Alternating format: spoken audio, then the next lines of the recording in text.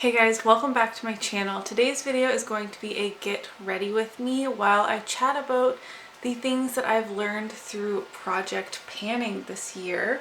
I will not really be talking about any of the products that I am using today, but they will all be linked down below for you if you're curious as to what primer or foundation, etc. I'm using. But a lot of them are in project pans because we are at the very end of the year, which means a lot of projects are ending. So I'm feeling the pressure to meet my goals on a couple more things at least before the end of the year.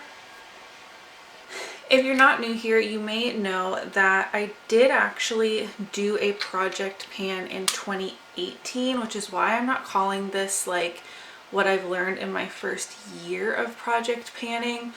But that project, oh my gosh, was not successful really at all in my opinion. But I was inspired to start project panning by Lisa Stevens actually, and I've mentioned that on my channel before. And towards the end of 2018, I don't know if it was just because there were so many finales and things popping up that in my recommended, section on YouTube, I started seeing like this whole world of project panning opening up to me. Like I watched Lisa Stevens do hers, but she's not really, I shouldn't say she's not really a part of the panning community, but she does a lot more than panning on her channel, especially at the time. So she only maybe did 1 or 2 projects a year, and that's like where my introduction to panning started. So I did 18 in 2018, was not really successful at all. And then towards the end of 2018, I discovered this whole panning community that I am now so happy to feel a part of.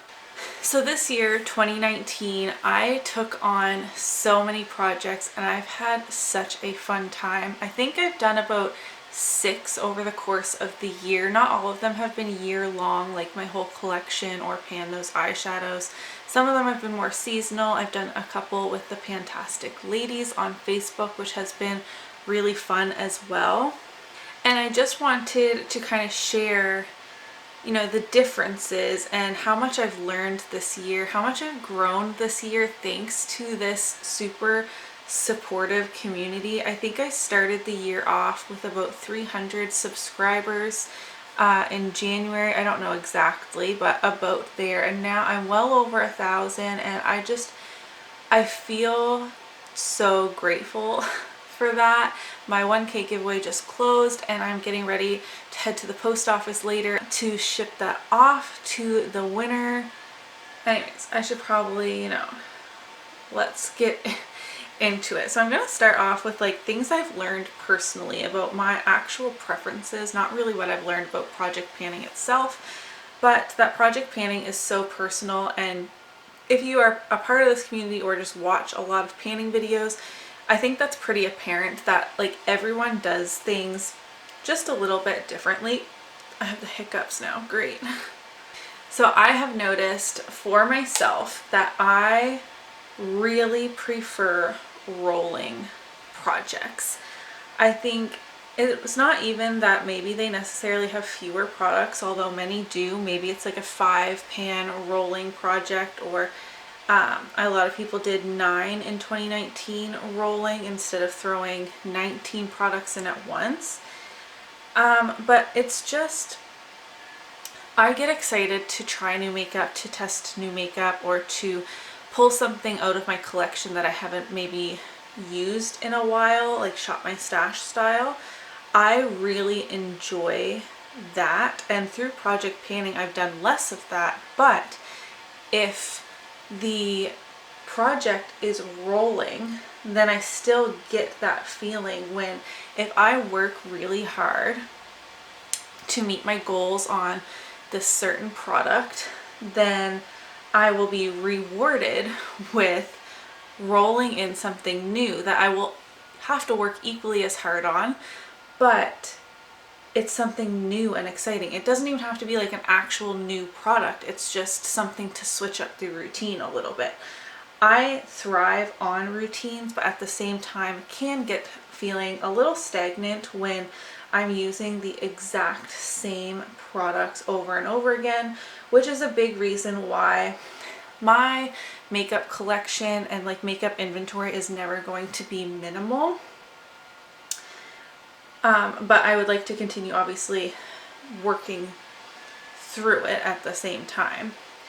I've also noticed that I really like a challenge. So like with the whole collection project pan that I'm doing in collaboration with Sarah, we are doing that again next year, and we didn't create this project pan. Becky Loves Kanga created it, but a lot of people have asked if they can join us. So there is a group chat over on Instagram. If you're interested, you can just DM me and I can add you if you're interested in doing this project as well. We're not like all doing it together, uploading it on the same day type of thing, but just to have a chat space where we can talk about our project, because that project is very challenging but also really exciting, and it's one of my favorites that I've done this year, just because it's so unpredictable.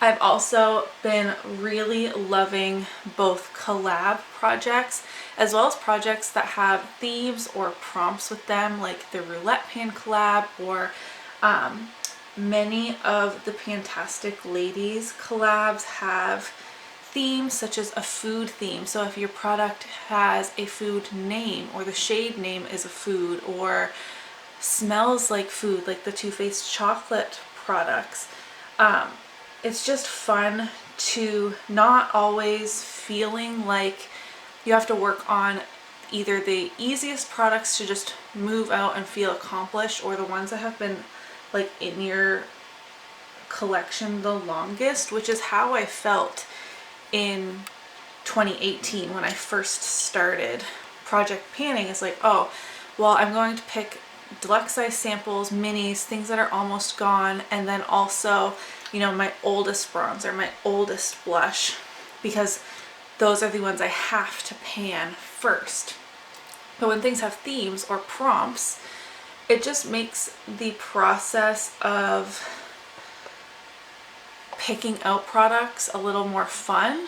And as I'm going through this Get Ready With Me, like I have a whole like page of notes sitting in front of me. Definitely chime in the comments below. I would love to hear like your thoughts on these different topics. So we're all different. It's not about being right or wrong, or doing project panning the right way or the wrong way, but definitely let me know like your preferences and what you've learned in the comments below as well. I think that would be really fun to read through and to talk about. Also this year I noticed something major, which I just like had this epiphany the other week and I wanted to share, which is kind of what's like spurred me doing this video right now. And that is, I feel more motivated and more successful based on pans, not necessarily empties. So I know that people like Amanda and Jessica from the Fantastic Ladies, I'm sure if you watch panning videos, you definitely know who they are. They have a very different panning style to me, in where I feel like they are more motivated by empties. A lot of their projects, they're finishing off products, even if that's a blush or a bronzer or a whole eyeshadow, they finish them to like a completely empty pan. And that is what I did in 2018, is I was finishing products, or trying to. Like I said, I wasn't very successful. And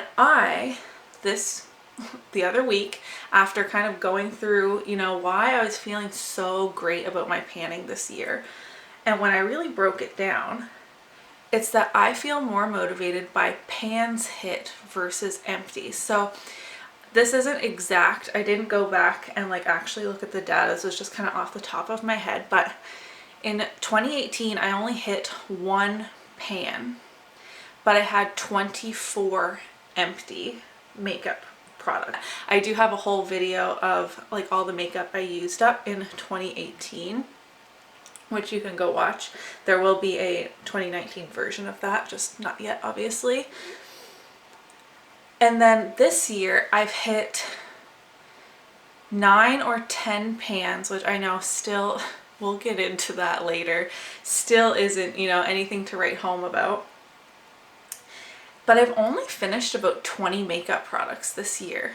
And I thought, like, when I think back on this whole year of panning, we're, you know, almost halfway through December now, I was feeling so good about my panning, about all the projects, like consistently rolling things into my rolling project pans.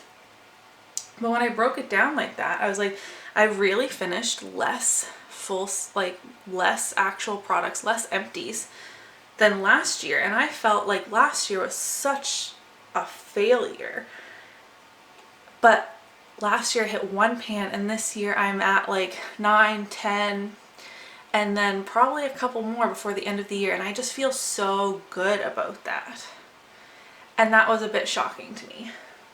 I wish I kind of organized my notes a little better to like feed off one point to the other, but the next point I have on my list is that I am, if you've been watching my channel, you know, I take a million years to pan anything, but eyeshadows have been like especially apparent to me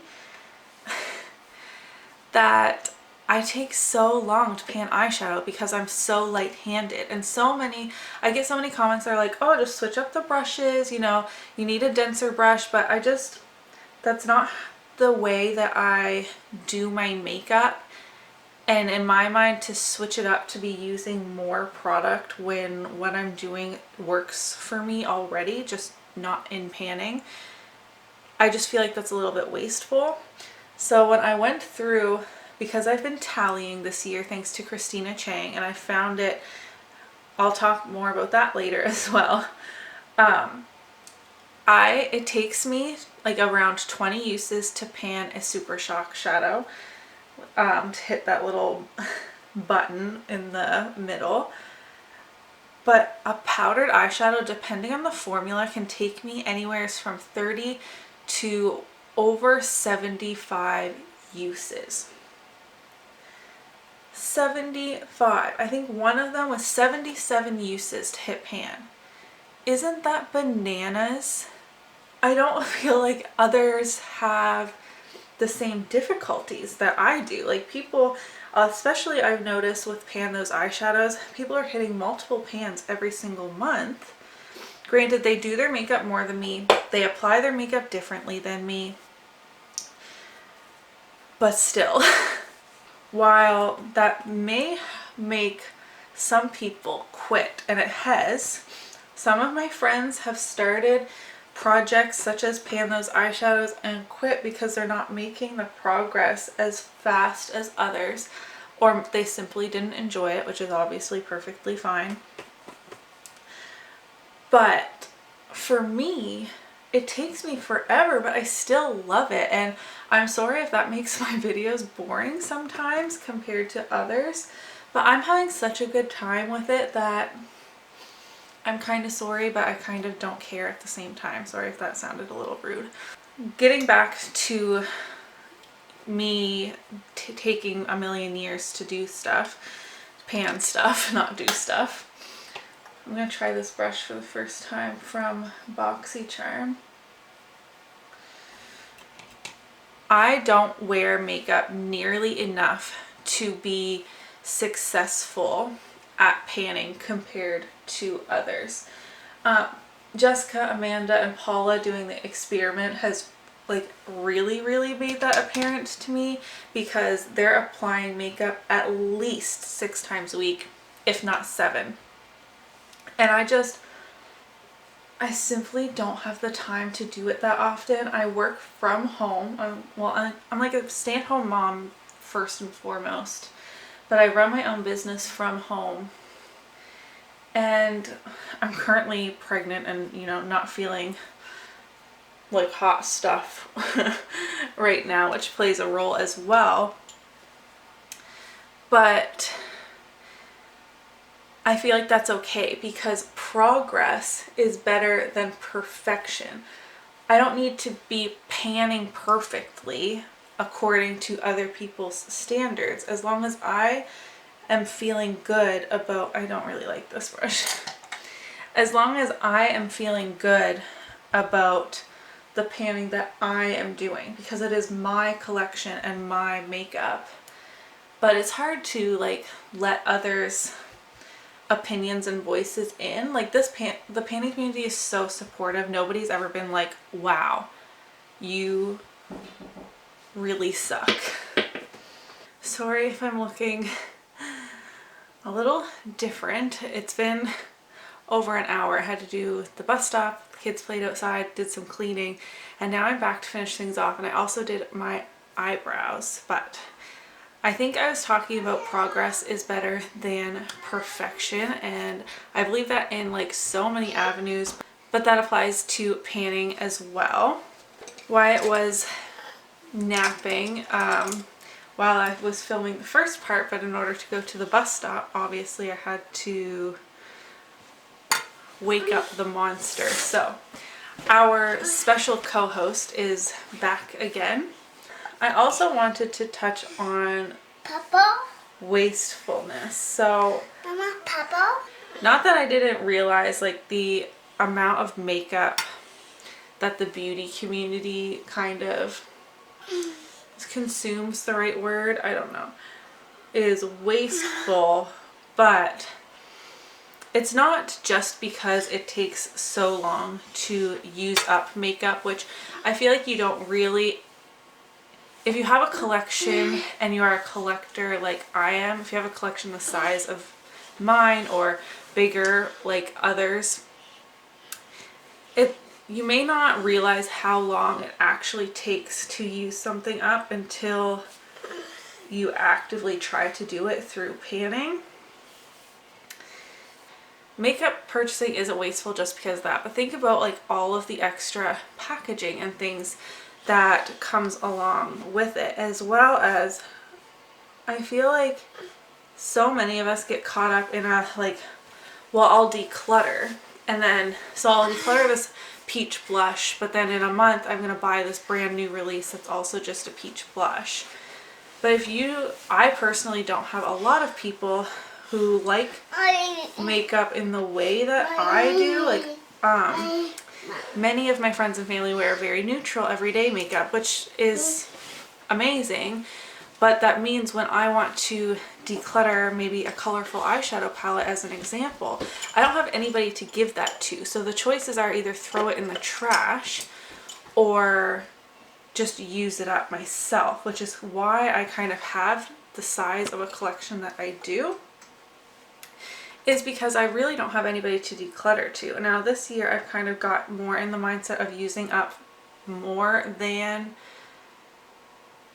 decluttering, because I don't agree with the like, well, I decluttered 30 eyeshadow palettes this year and I only bought 25 new ones, so I'm doing really good, because I don't know, I don't want to offend anybody, and it's not directed towards anybody. It's just, I don't see how that's better. I love makeup and I love buying makeup and will continue to do so. I'm not on a no buy or anything. I'm just like starting to make these small little shifts in my mindset that I just kind of wanted to touch on, if that makes sense. I hope. It's so hard to like convey my feelings on that particular topic. But panning has slowed down my purchases considerably, and not only because of like reducing waste, which I just kind of touched on, or like learning more about consumerism and all of that, which I feel like Hannah Louise Poston has brought to my attention more and more, and like the trend of the no buy and low buy I think is a really like positive trend, and it's a way that I have kind of shifted in many areas of my life, not just makeup. Like I wear a pair of jeans until they either obviously don't fit or they rip. Same with a t-shirt. I will wear a t-shirt until like the collar starts to like, you know, lose its shape, it starts tearing, things like that, and then I will use that as rags and then buy one shirt to replace it. And I have just felt so much better about doing that rather than buying a whole bunch of new clothes. And then when I couldn't fit them in my closet, I would do a declutter and then I would donate them, which is great to do. But I was still buying so many new clothes. So I've started thrifting as well as using my clothing up until it's unusable, and I'm doing the same with my makeup. And I think a big part of that shift came from not the realization of how long it takes to use things up, more why would I buy this new lipstick now when I'm panning this other lip product and I'm not going to be able to use this new one until my other one is over, or until the other one's used up or my project is over. I have found my projects became more successful when I was more strict on myself with, like, I will not open a new powder even if I got one in my BoxyCharm until I hit pan or use up this other one that I'm using, and that has helped me stay motivated and on track with my panning, and has also helped me to slow my purchases, because if I buy new things and just allow myself to use them right away, then what keeps me from buying something again and then still not making the progress I want on my projects. I've also learned that depotting gives me anxiety, and I don't necessarily mean that in a jokey way. I do actually have anxiety, but so many people are like, oh, well, just pop out the shades that you really want to keep out of a palette if you don't like the other shades and move them to a Z palette, or if you want to create your own palette, just pop it out and then glue it back in later or whatever. And the thought of like ripping apart a palette or risking breaking a shadow I like, or, you know, there's just like all these things that can occur with depotting, literally gives me anxiety. I already kind of touched on this, but I have written down that the painting community is so incredibly supportive, and it really is. Like, the painting community, when you like enter it and you're supportive and kind towards others, like everyone just treats you with such utter kindness and like really tries to keep you motivated. I shouldn't say not everybody. I think some of my most disliked videos on my channel are my painting ones.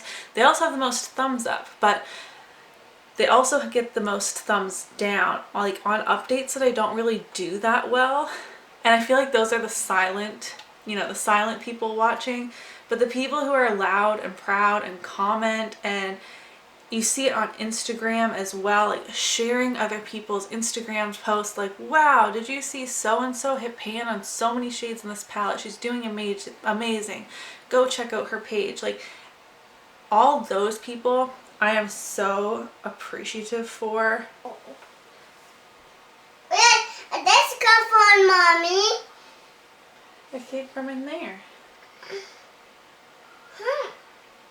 I also have, it's made my journey to cruelty-free so much easier and more motivating. I really did not feel good about just pulling all of the non-cruelty-free products out of my collection and throwing a lot of them away, especially like lip products and stuff, which is how I've seen others do it in the past, is especially bigger YouTubers that obviously they get a lot of PR and they have to be a little more conscious of, like, they can't, once they make the claim of being cruelty free, a lot of them don't feel comfortable using anything that's not on their channel ever again.